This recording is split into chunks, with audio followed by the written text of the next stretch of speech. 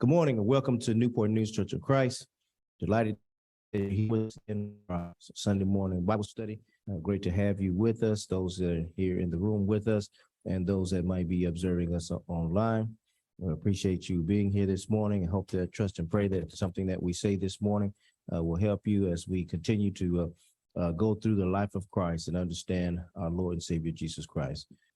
All right, we're looking this morning, our lesson number 50, we're looking at Jesus as he withdraws from Herod's territory. Back in Mark chapter 6, a few lessons back, we read and observed where Herod started to take notice of Jesus. Back in Mark chapter 6, Herod started to take notice of Jesus and be more attentive to what he was doing, because Galilee was Herod's territory. So now Jesus is going to withdraw from Herod's territory and try to stay out of Herod's territory for a while here, and that's what we're going to see in this lesson. And then seeing this lesson, him withdraw, we're going to see the miracles that he accomplishes. And so for text, our text comes from Matthew 15:21 through 31 and Mark 7:24 through 37.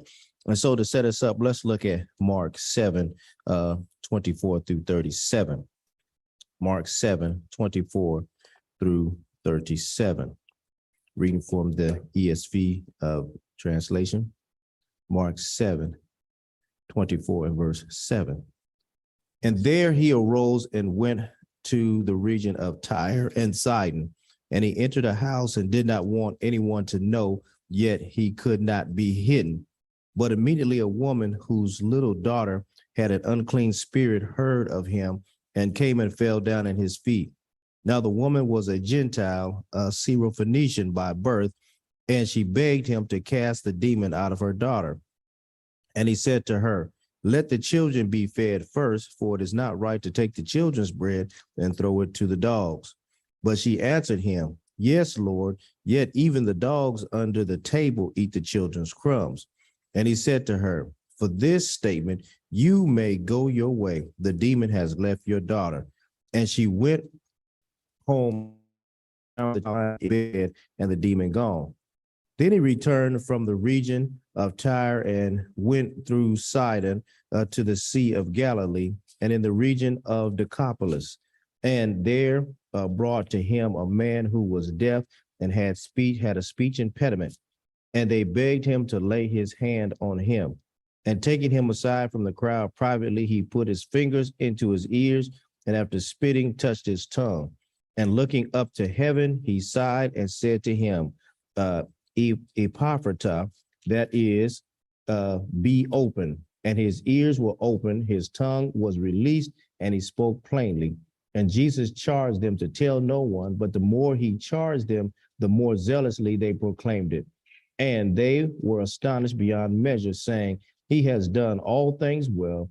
He even makes the deaf to hear and the mute to speak." So that is our text today. Now, as we go through this text today, we have to add a new place or learn a new place on the map for this lesson. We need to add a little strip of land near the Mediterranean Sea called Phoenicia. All right, so we need to look at the map here, and we'll see this place called Phoenicia. It's along the sea, along the Mediterranean Sea, as well as two prominent cities inside Phoenicia, and that is Tyre to the south and Sidon to the north. There is also a small strip of land east of the Jordan and south of the Sea of Galilee, and that is called Decapolis, which is meaning the 10 cities. And so Jesus has been in Galilee, operating a lot in Galilee, but that's Herod's territory. And so now he's going to retire out of there because Herod has started to take notice of Jesus. What has Herod done in the recent chapters? What has Herod done? What tremendous act has taken place? All right. John the Baptist. He had John the Baptist in prison, and so John the Baptist is beheaded. So Don't you think Jesus would feel a little, some way to start to know that Herod's trying to take notice of him, and as back in Mark chapter 6, as Herod started to notice Jesus, he thought that Jesus was John the Baptist come back from the dead. Herod had a guilty kind of complex. He really didn't want to kill Jesus. I mean, kill John the Baptist. John the Baptist spoke out about him marrying his brother's wife, Philip's wife, and but he was scared of John because he knew John was a good man, and he didn't really kill John, so he just had him in prison. But then when he opened his mouth and made that promise to the young girl that danced, Herodias, that danced, and she went back to her mother and said, "Give me the head of John the Baptist." He had to honor his promise because he had made it in front of all his guests at his birthday party. So Jesus, would feel some kind of way that Herod would start to take notice of him. And so try to let me just kind of stay out of Herod's territory for a minute. And so he's going to go into Phoenicia along the coast. Phoenicia they were people that were traders and merchants. They were good navigators. They sailed throughout the Mediterranean Sea, even out to the Atlantic Ocean. They've known to have circumvented Africa, gone around the Horn of Africa, which is not easy to do.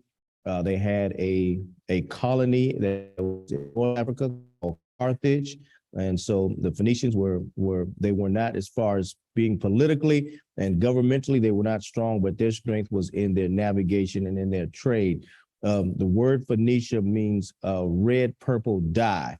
And so they were famous from this dye that they taken from this sea creature. And this dye was very important. In fact, they had this kind of red purple dye that was royalty would use that to make their robes and their clothing. So it brought a lot of money into them. And so they were known for this red purple dye.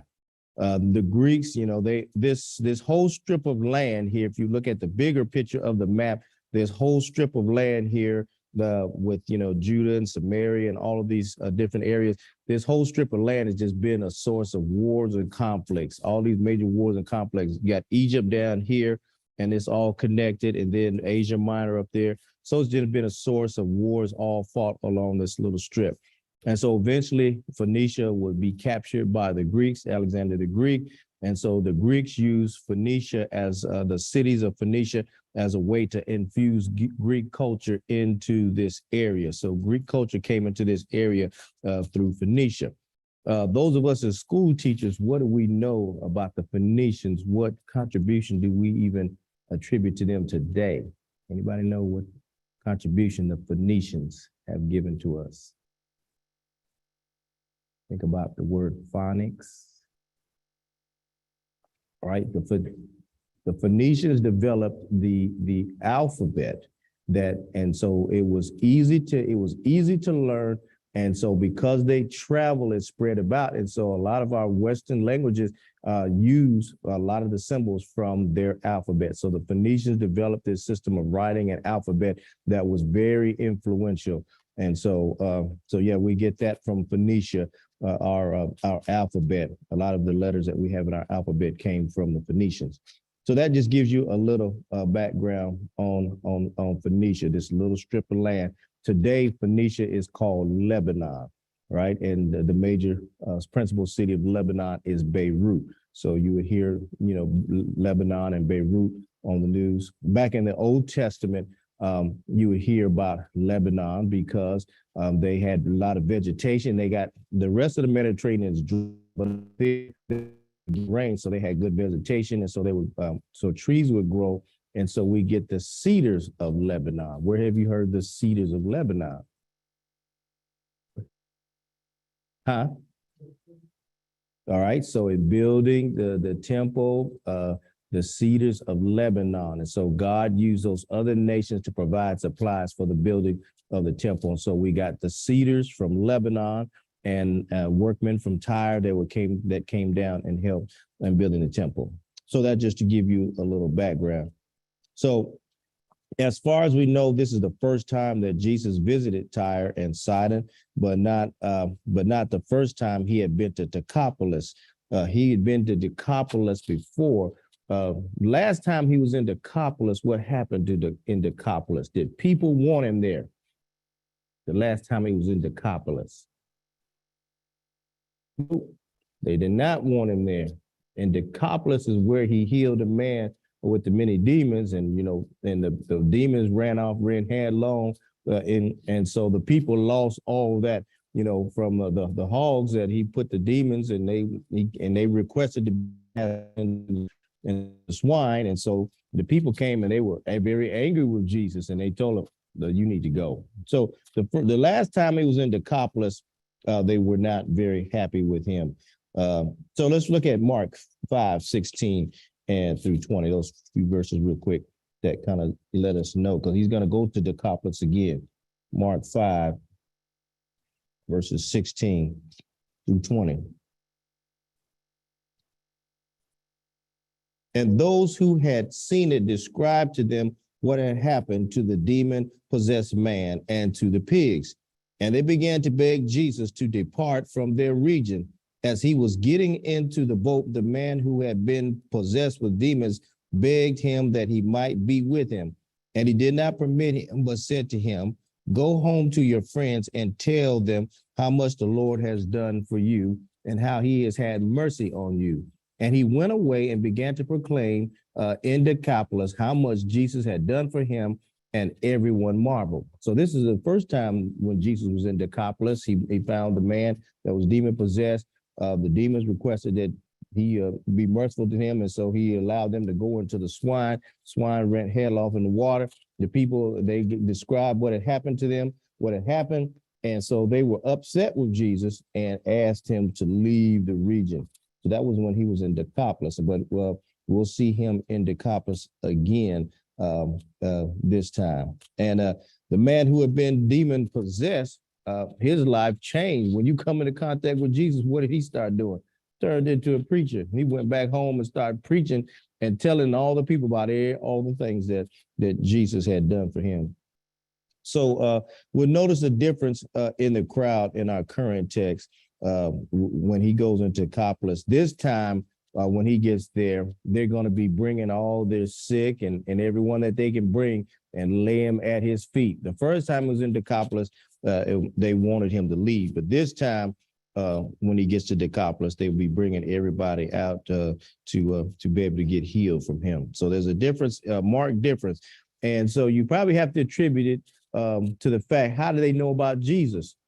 Well, this man that was possessed, the man wanted to leave and get in the boat and go with Jesus. Jesus said, no, you stay here and go back home and tell all your friends and tell everybody. So now he's gone back and published. This is what Jesus has done. So now Jesus comes back the next time and visits the region. They've heard something about Jesus because this man has a personal testimony. He can say, look what happened to me. And everybody knew this man. So now when Jesus is going to come back, it's going to be a big difference. So Jesus withdrew from Herod's territory. Don't forget the attitude of the Jews at this time. They wanted to destroy him. Mark 7:1. Now, when the Pharisees gathered to him with some of the scribes who had come from Jerusalem, they saw that some of his disciples ate without hands. So they're coming from Jerusalem. Why are these Pharisees and scribes coming from Jerusalem? Why are they being sent up there to Galilee in this region, coming from Jerusalem? Why are they coming up there? Keep an eye. They've heard about Jesus. Has Jesus' fame spread all throughout the area? Yeah, his fame is spread. They've heard about him. I mean, when you're doing the kind of things that you're doing and affecting people on a mass level, you can't hold that in. You feed, 5,000 men and not counting all the families. Don't you think that word is gonna leak out and leak back to people?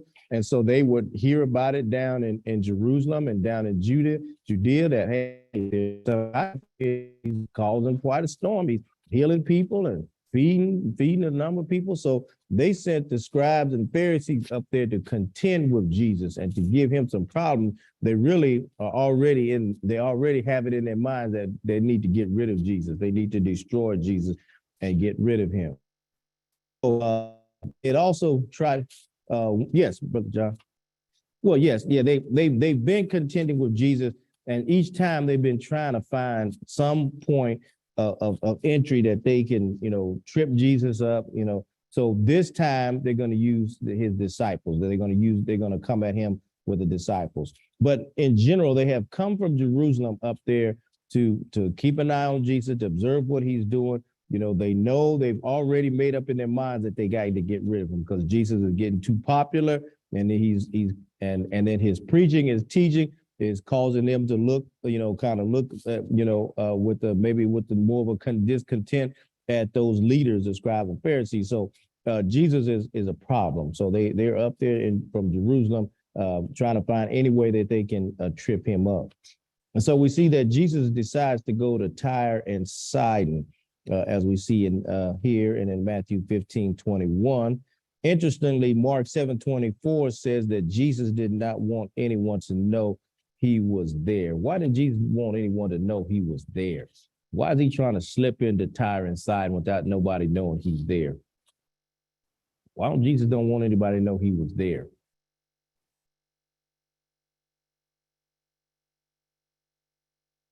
Yes. And what comes when Jesus comes to town and everybody knows he's there, what happens? He draws attention. He draws a crowd. People come out and throng when they know that Jesus is in town. If they just hear about him, he's drawing attention. So he tried to go in inconspicuously, and tried to slide in there without anyone knowing that he was there. Tried, as Mark 7:24 says, he entered the house. He wanted time alone with his disciples, with his apostles for preparation of his departure. With the increased hostility, he knew his time was coming near. So there's a chance he wanted to spend some time with the ones who were going to carry out this mission. We remember before a few chapters back, after the disciples had come back from their limited commission, had been away, he came back and he said, let's retire. Let's go off into the desert. So let's go away. Let's get some time. We've been, they had been out busy. And so Jesus wanted to get some time for them to rest and pull them away. So maybe perhaps he went to Tyre and Sidon to rest or to spend some time, to have some time just alone to teach them and to start to get them ready, because the clock is ticking. He can see, pretty soon he's going to leave Galilee and leave this region. He's going to be heading down to Jerusalem and for the final leg of his ministry, and which will end up with his crucifixion. But we know that anytime as big a figure and as Jesus was, Jesus could not go entire Sidon, located in Phoenicia. They were part of the Roman province of Syria. And so as we saw on the map, everybody knows where it's at. We looked on the map there. They're part of the Roman province of Syria. So you see Syria up there in the north. And so he could not go unnoticed even in Tyre and Sidon. And if we look back, look at Galilee, his base of operation has been Capernaum and around the Sea of Galilee. You see his hometown, Nazareth. So he's been kind of operating in this area, Galilee, Capernaum, Bethsaida, Chorazin, and those areas in and around the Sea of Galilee. So a lot of the narrative has taken place back and forth. Jesus speaking, teaching, going on the Sea of Galilee, coming back and forth. So now he's going to slip on into to Phoenicia, Tyre and Sidon, try to be inconspicuous there. But that's not possible because people know who Jesus is. The word of what he's done is spread. So we get here in Tyre and Sidon, and yes, sir. No, he wasn't preaching. He just was trying to go and just try to be inconspicuous. So he was trying to get in there and just get into a house before people in the outside would see him and recognize that he was there. And so that's what Mark is recording. Only Mark gives us that. Matthew doesn't give us that. But yeah, he's just trying to get into the house, just trying to, not be seen. He just tried not to be seen. So he didn't necessarily go there on purpose to preach. That's why we probably spend some time with his apostles and have some time alone with them and was just trying to be inconspicuous and not be seen at that particular time. But he gets there. It wasn't possible because somebody recognized him, and so now we get this the story of the Canaanite woman, and she was a Gentile, Canaanite, or Syro, as it says, a Syro-Phoenician by nation, but she's a Gentile. Some translations would call her a Greek. Like I say, Alexander the Greek came, and as he conquered Phoenicia, kind of those cities up there became under Greek control, and so they were part of what really helped to get Greek influence into that area through that area. The Greeks had high regard for the Phoenicians and their navigation ability and their trade and all that. So those cities were used. So a lot of people there, they were called either Gentile or Greek. So, but this woman is from this area. She has a daughter who was demon possessed. Matthew 15:22 says her daughter was cruelly demon possessed. She's severely possessed. And so now the lady is going to plead for the Lord to heal her daughter. So that just lets her know. How did this woman know about Jesus? How did this woman know about Jesus? How did this woman know to go up and to plead with Jesus for Jesus to heal her daughter?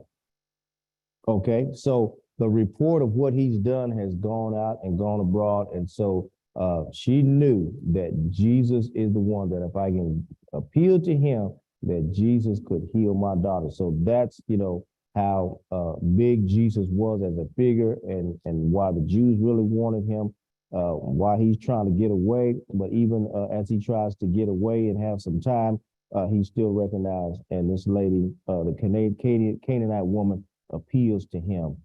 And so this is an odd response. So let's read Matthew 15, 23 through 26. Matthew 15. Let's cross-reference Matthew 15.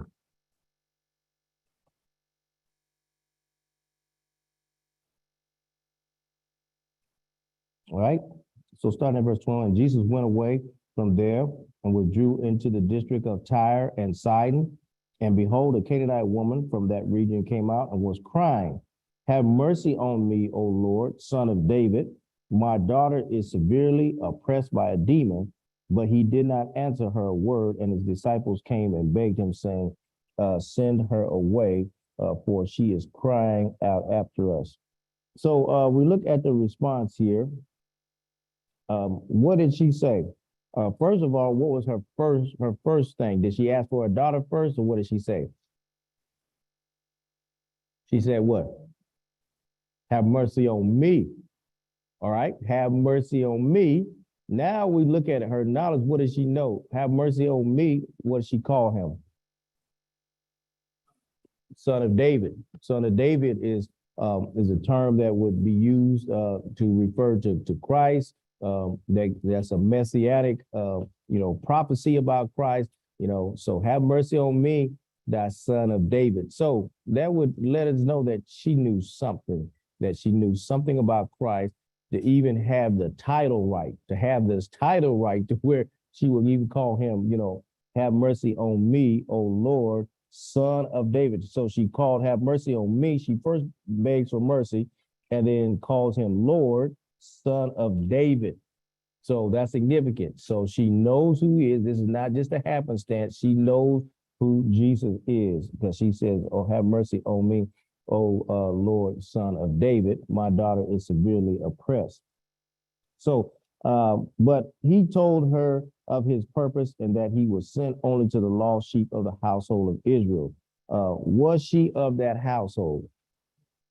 No, she wasn't of the household of Israel.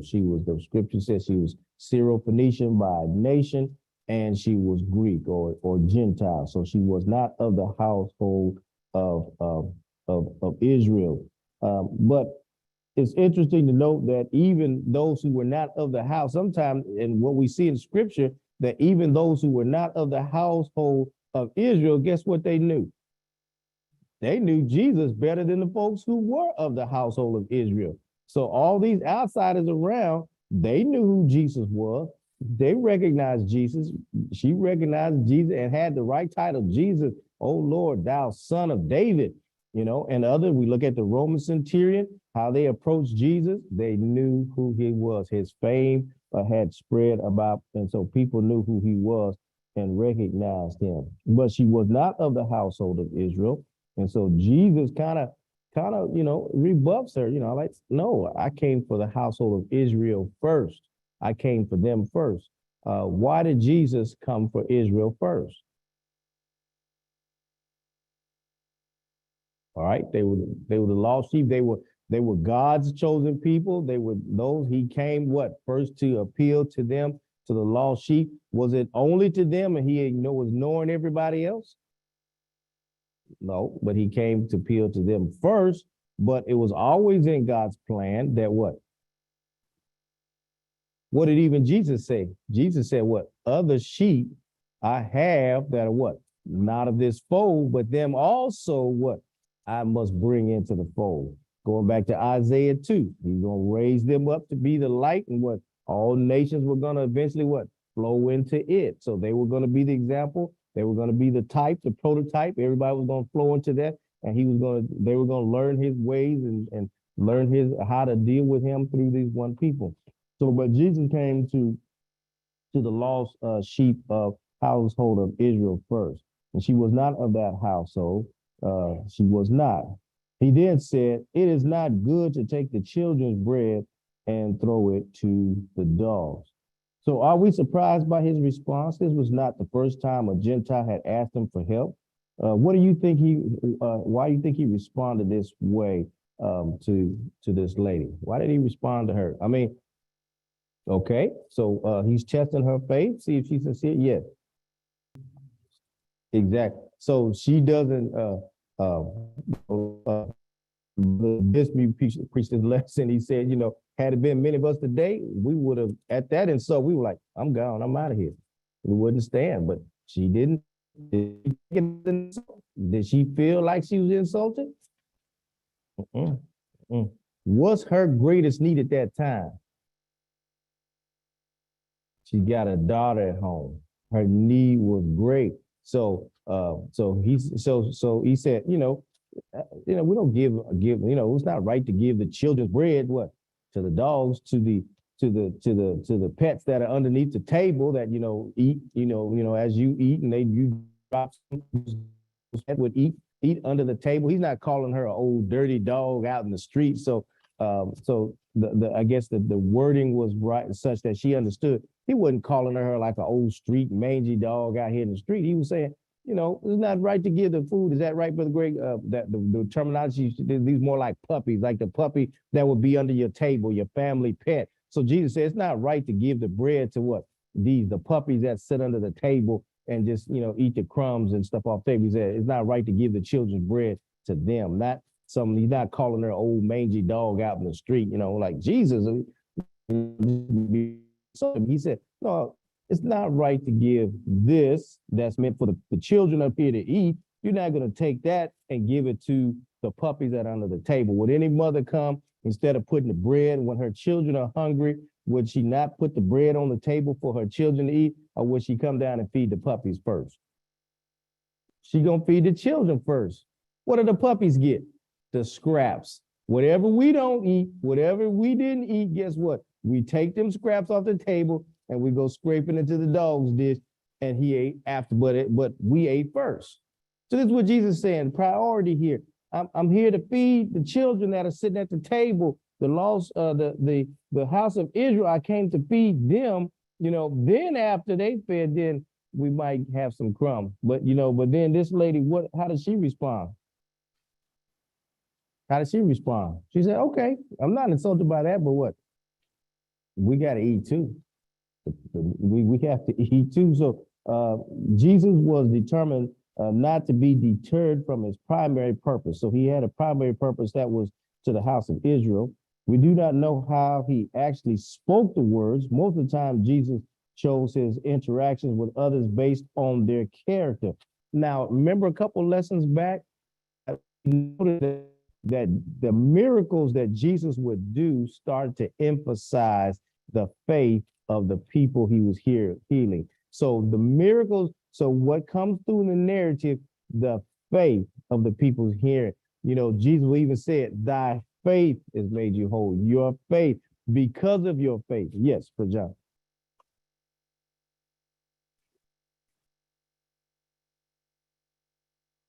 Yeah. So that's the reference he's making. But Jesus starts to emphasize the faith of the people who are being saved. Thy faith has made you whole. The woman with the issue of blood, touching him his garment. He said, what?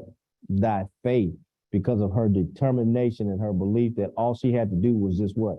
Get there and touch his garment. She had said that's a tremendous faith that moved her to compel her. Now, was it easy for her to get to Jesus? A lot of obstacles between her and Jesus. What was some of her obstacles on that day? The crowd of people. How did she have to get to him? Why is she down there on the hill? That's the only place she could go. She couldn't, you in such a crowd that's so thick you can't even walk through them. So her best place was get down and get low. And she's crawling and she sees him and she's like, I can just reach out and just get a little touch of him. So she fought through the crowd, got down low. That's why she's down there by the hem of his garment. So because that's the only way she gets the crowd, get close to him. If I can just get there and get the hem of his garment. And Jesus said, who touched me? The disciples like, Lord, what are you talking about? Everybody's touching you. Who in this crowd? No, somebody, he knew that touch was different. Somebody touched me. Now she could have just shrank back to the crowd, but she came forth and said, and then he said, it was thy faith that made you whole. But here Jesus, but also here we see, does this mother have some tremendous faith? Does the mother have tremendous faith to hang in there, even when Jesus kind of rebuffing her, like, we don't got to give bread to the dogs, as Brother John said, so like, oh, I'm a dog, I'm just a little puppy under the table. She didn't take it like that. No, I got to eat. And yeah, you might consider me to be the puppy under the table, but the puppies got to eat too. The puppies need to eat too. And so we see here, since Jesus' intention was to heal the young girl, it could just be that he wanted to demonstrate to his apostles and others the depth of the woman's faith and what kind of faith was needed to serve him. And so Jesus healed the daughter. So for the same lesson for us, how much are we going to go through? How long are we going to hang in there to get what the Lord has for us? Some obstacles come, we're looking at our time. What are you willing to do to hang in there and get to church and to worship? Some things have come into our lives over the past couple of years and knocked some people out. They can no longer get to worship. They're not willing to contend. They're not willing to do whatever it takes to what? Still get here to worship. And now, let me just put this out here. What we've gone through the past couple of years is probably nothing. I don't know. I'm not a prognosticator. I don't have a crystal ball to see the future. But probably what we've gone through is probably nothing. We probably got some other things to go through. We got some other tests. And now if the Lord sees this and this knocks us out, what about some other trials that come down the road? Will that knock out? So I guess if this knocks out as many people as it is knocked out, Brother Greg, some other trials come along, we ain't gonna have nobody in here, Brother Greg. We gonna have nobody. Because yeah, we will have the faithful, but who's faithful? What used to be faithful 2 or 3 years ago is not the same today. Because a lot of the folks that were faithful, regular, here, they're not here. Not here. A lot of faithful have been knocked out, been knocked to their knees and not here. There are a lot of people, me and Brother Maxwell, as shepherds, noticed there are a lot of people that were faithful. Man, you could set your watch by every Sunday, they'd be right here. Where they at today? Yes, Brother Wyndham.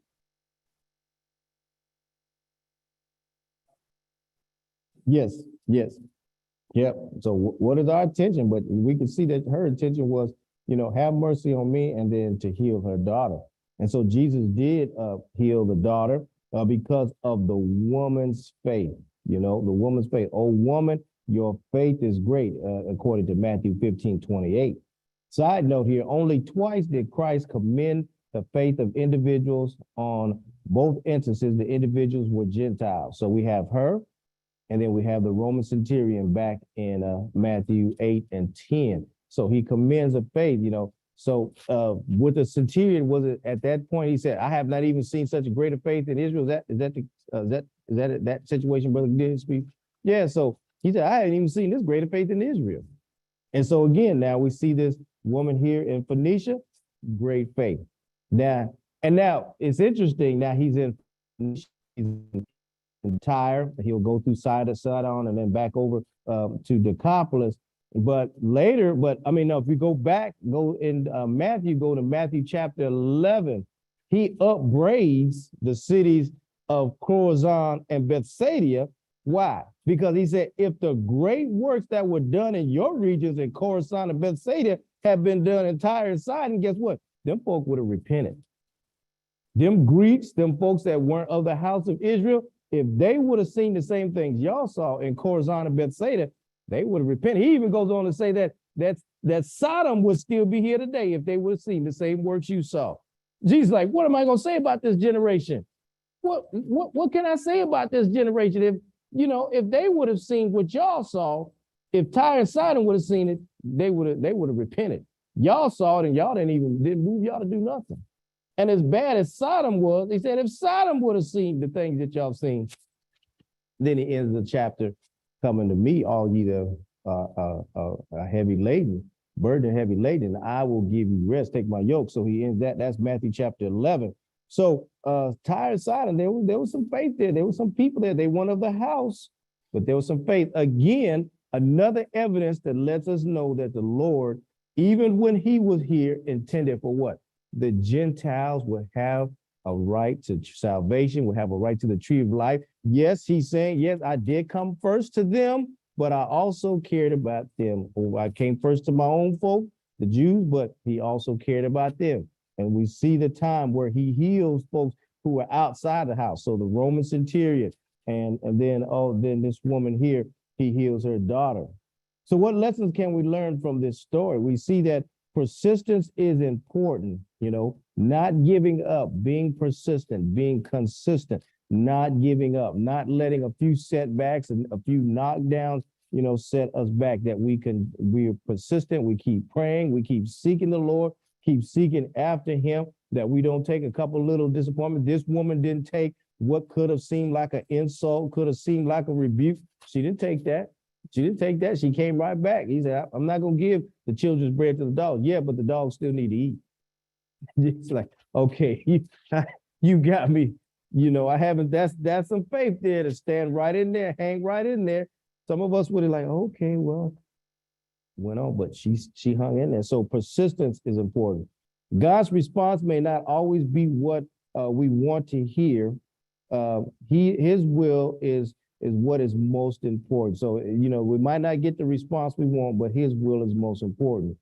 Jesus knew the hearts of people, and his interactions and results were based on the faith of those individuals. And so from, as we've looked back from a couple of lessons back, we see now the narrative is what highlighting the faith of the individuals themselves, their faith. We see their faith coming through. We see the men were willing to take their friend, go up, carry him up on the roof, navigate that, go in, and then tear the roof up, tear the thatch away from the roof so they can lower their friend down to be healed. What did Jesus say about that situation? He said, their faith has what? Made their friend whole, because of what they did, the persistence to get up on the roof. So they knew that, hey, here's the one that with the plan that can do it. If we can just get him down to there, we can be whole. So Jesus recognizes their faith. So in this, we see Jesus recognizing the faith of the individual, the persistence, so we're at our time. The last half of this is Jesus returning to Decapolis and will heal the deaf man there and the mute man in Decapolis. And you can read that. But as we close here, what will you do? What will your persistence, what will your faith allow you to do? Your prayer and your persistence, what will it allow you to do? What would allow you to overcome? Will you let, a few things knock you down? We have a world pandemic and this, that. Will that keep you? Are you determined that nothing will keep you from worshiping God, serving God, that those things you're going to keep on going no matter what? You do whatever you need to do to keep on going. And so we see persistence here with this story of this woman. She wasn't going to take a mild rebuke or insult to keep her from getting what? Helping to get her daughter healed. And Jesus sees that and remarks on her faith. Yes, Brother Max? Yep. Well, we find that's the disciples' answers over and over again. Send them away.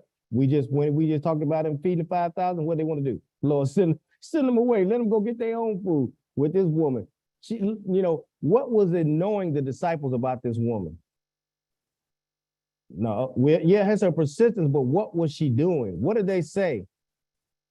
They said, get her, she's crying out. Lord, she's disrupting us. She's making a spectacle. She's calling attention. She's crying out. Send her away. So disciples don't want to know this. And we see the woman, that broke the box and, send her away. What is she do? The little children, suffer not the children to come to me. They want to send it. Disciples always just want to send somebody away. Get them out of the way. Send them away. Jesus said, no, suffer the children to come to me. No, what this woman does is a great work on me. But the disciples, their first answer is, let's get rid of them, send them away. But Jesus recognizes persistence and that this woman came correct. Lord, have mercy on me, thou son of David. Even used the right messianic phrase for him. So she had some knowledge, even though she was outside of children and was persistent. All right, we've got to close here and get ready for our worship service. Good lesson, good discussion, and we'll get ready for our service in a few minutes.